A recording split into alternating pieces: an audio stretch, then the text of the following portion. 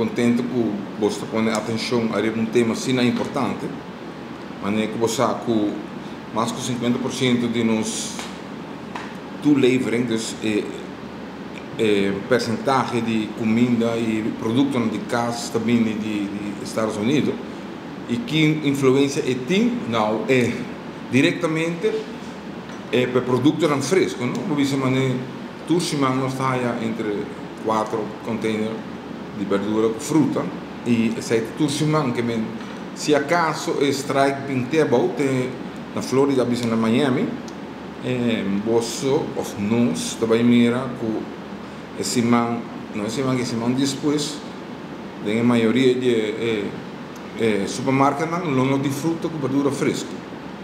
Met name o que não está produzido na Aruba ou que também de Venezuela, não está available no supermercado. Que está algo que está afetando não somente nós, nosso turismo, dus está algo perfeito.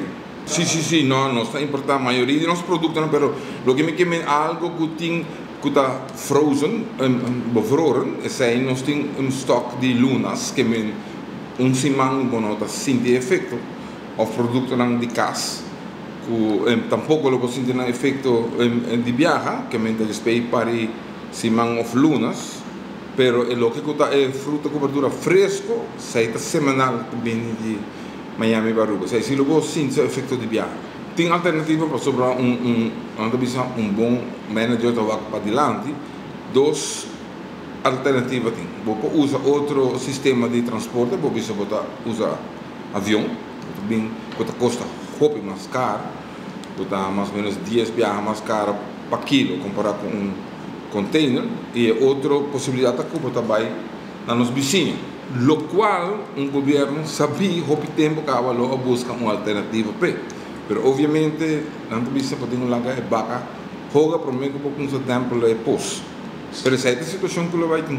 Se não tem se mirar com a situação alarmante na América, está em contato com o governo tem contato com o comercial, para o aquilo de solução?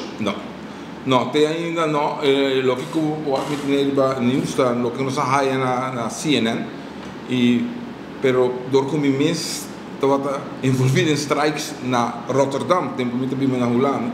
Sei também mecha de Donderbosch. Uma vez que ela acende, de 24 horas para a maioria de Wafland também plat e a mim tem tique de medo que não está tomando coisas muito ligeiro, não somente não está dependendo do turismo de Estados Unidos, mas também a maioria dos produtos vêm via Estados Unidos Aruba, dus het is spannend, maar dan heb je het in Hollands.